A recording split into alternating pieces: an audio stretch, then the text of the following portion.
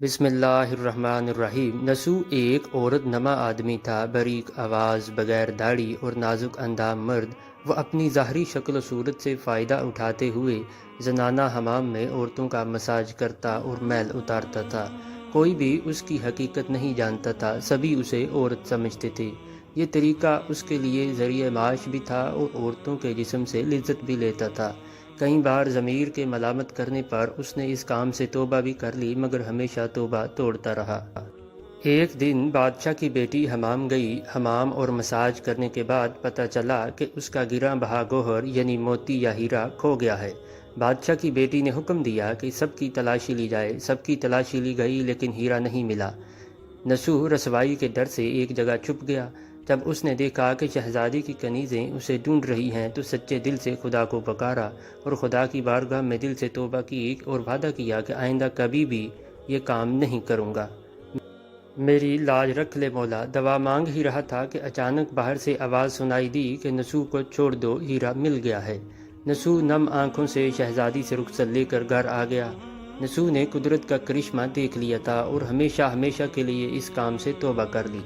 کئی دنوں سے حمام نہ جانے پر ایک دن شہزادی نے بلاوا بھیجا کہ حمام آ کر میرا مساج کرے، لیکن نسو نے بہانہ بنایا کہ میرے ہاتھوں میں درد ہے، میں مساج نہیں کر سکتا۔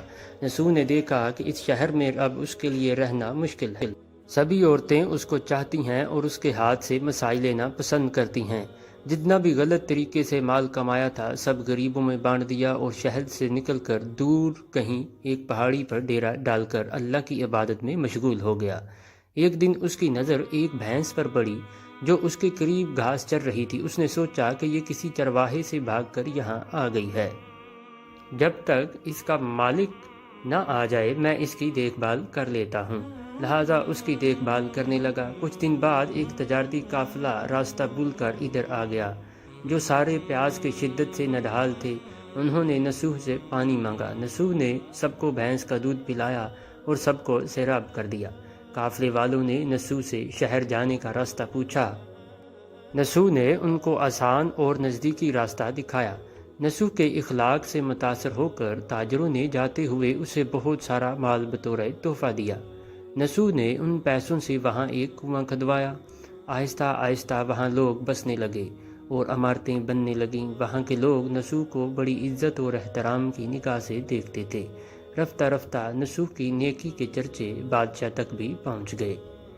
بادشاہ کے دل میں نسو سے ملنے کا اشتیاق پیدا ہوا تو اس نے نسو کو پیغام بھیجا کہ بادشاہ آپ سے ملنا چاہتا ہے، مہربانی فرما کر دربار میں تشریف لائیں۔ جب نسو کو بادشاہ کا پیغام ملا تو اس نے ملنے سے انکار کر دیا اور معذرت چاہی کہ مجھے بہت سارے کام ہیں، میں نہیں آ سکتا۔ بادشاہ کو بہت تعجب ہوا، مگر اس بے نیازی کو دیکھ کر ملنے کی طلب اور بڑھ گئی۔ بادشاہ نے کہا کہ اگر نسو نہیں آ سکتا تو ہم خود اس سے ملنے جائیں گے۔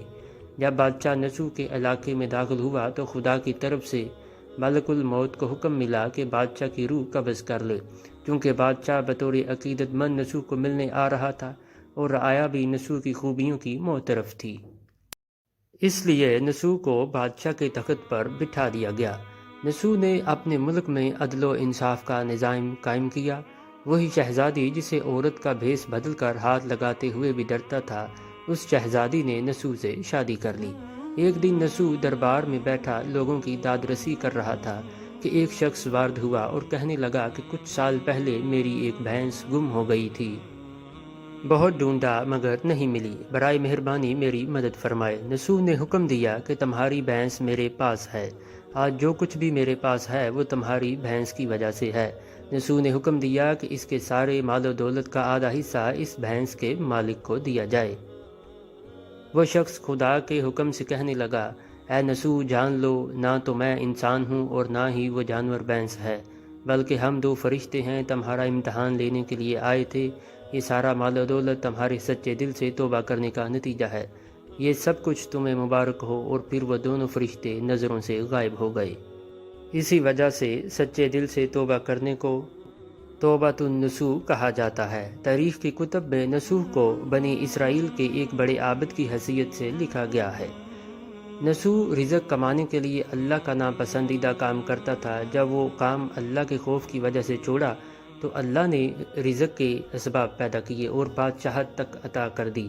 حرام طریقے سے لذت حاصل کرنا چھوڑی تو اللہ نے نکاح میں شہزادی عطا کی۔ اللہ پاک سب کو توبہ کرنے اور مرتے دم تک اس توبہ پر قائم رہنے کی توفیق عطا فرمائے، آمین۔ دوستو، اگر آپ کو ہماری یہ ویڈیو اچھی لگے تو مزید اچھی ویڈیوز کے لیے ہمارے چینل کو سبسکرائب کریں۔ اپنا خیال رکھیں، ملتے ہیں اگلی ویڈیو میں، شکریہ۔